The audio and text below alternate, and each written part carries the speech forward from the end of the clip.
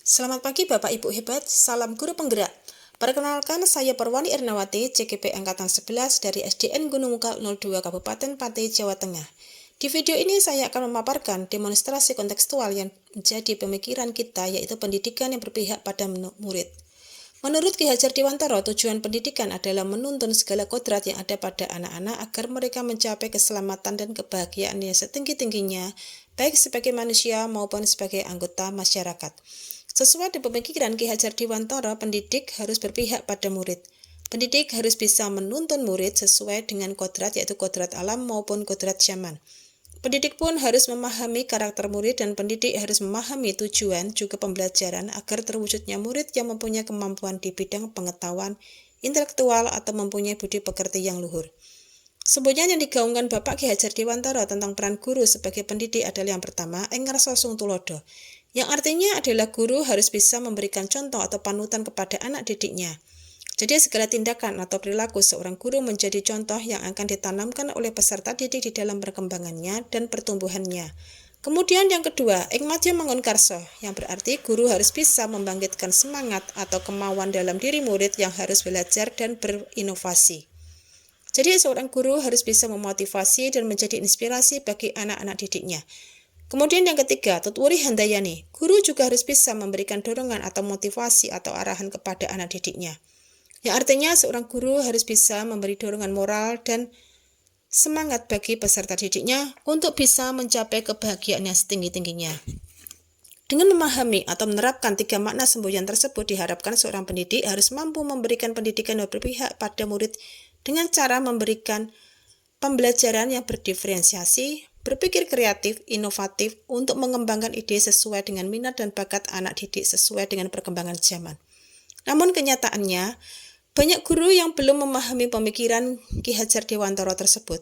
Masih banyak di sekolah-sekolah yang menerapkan pembelajaran teacher center. Padahal metode tersebut sudah tidak relevan dengan masa sekarang dan karakteristik murid. Dengan metode pembelajaran yang berpusat pada guru, murid tidak memiliki kemerdekaan penuh untuk bisa mengembangkan bakat potensinya. Untuk menciptakan pembelajaran bersuasana lingkungan yang berpusat pada murid di sekolah saya telah menerapkan kegiatan-kegiatan.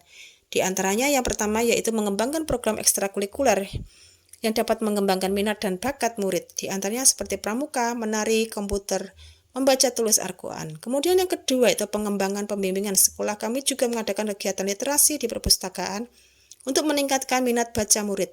Kemudian yang ketiga yaitu kegiatan pembelajaran yang menggunakan metode bervariasi dengan memanfaatkan teknologi. Seperti belajar di luar sekolah, memanfaatkan game sebagai media belajar, belajar kontekstual, dan bermain sambil belajar. Dari berbagai metode pembelajaran di sini dapat diterapkan bahwa siswa dapat diajarkan sesuai dengan kodrat alam dan kodrat zamannya. Kemudian yang keempat yaitu kegiatan pembiasaan 5S, yaitu salam, senyum, sapa, sopan, dan santun. Kegiatan ini dilakukan untuk mentransfer nilai-nilai karakter yang berbudi pekerti. Untuk dapat mewujudkan pendidikan yang berpihak pada murid tidaklah mudah. Banyak tantangan yang harus dihadapi, di antaranya adalah masih rendah minat dan motivasi murid dalam mengikuti program-program yang telah disediakan oleh sekolah.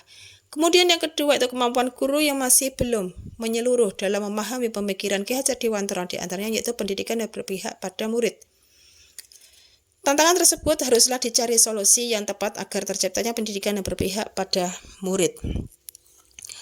Beberapa solusi, antara lain yang pertama yaitu menggunakan model atau metode pembelajaran yang bervariatif agar murid lebih nyaman saat belajar di kelas.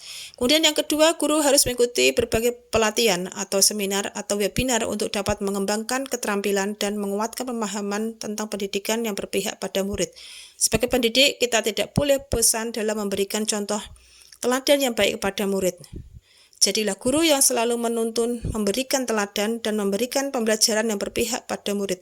Terima kasih, sekian pemaparan dari saya. Salam guru penggerak.